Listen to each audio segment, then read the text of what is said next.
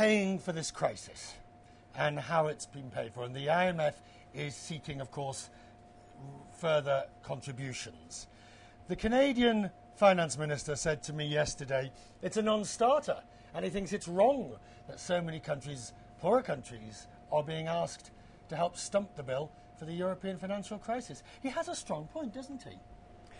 He does have a strong point, but I think there is a little bit of a misconception of about what the IMF is about. The IMF is a club of 187 members, some of whom are members of the Eurozone, but many others are not members of the Eurozone. And the IMF is in the business of supporting, caring, preventing for all the community, not just the Eurozone members. And he's right about the fact that the Eurozone members have to help themselves first and foremost. Why should any other country provide any money when the Eurozone has got the money? They just don't want to spend it politically. All the other members are members of the IMF club, right?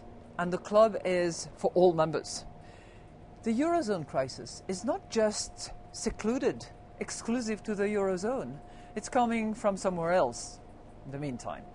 But it's also going to have collateral damage, external effects outside of the Eurozone. There's no country in the world that I've visited in the last 8 weeks, and I've visited many, that hasn't said the Eurozone crisis is a problem for me, for my economy, for my country, for my growth, and therefore everybody has an interest in trying to fix the problems of the Eurozone and the problems outside the Eurozone. Completely agree with you, but that doesn't mean to say that you foot the bill.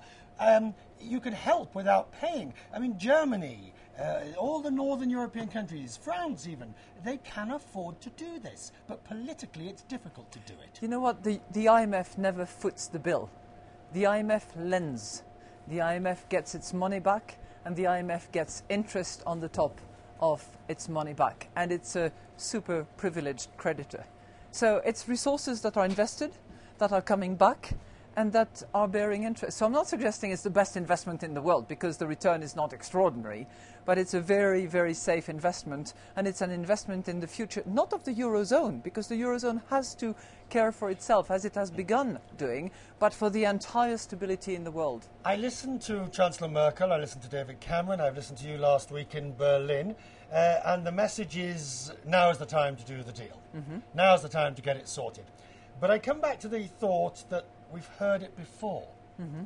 So why should and I don't mean this disrespectfully to yourself personally, but why should do those saying it have any credibility for us to believe that they will now do it? Well, the proof of the pudding is in the eating.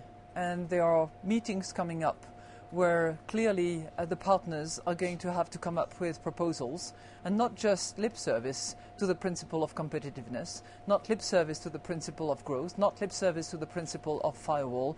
All these will have to come together and will have to be significant.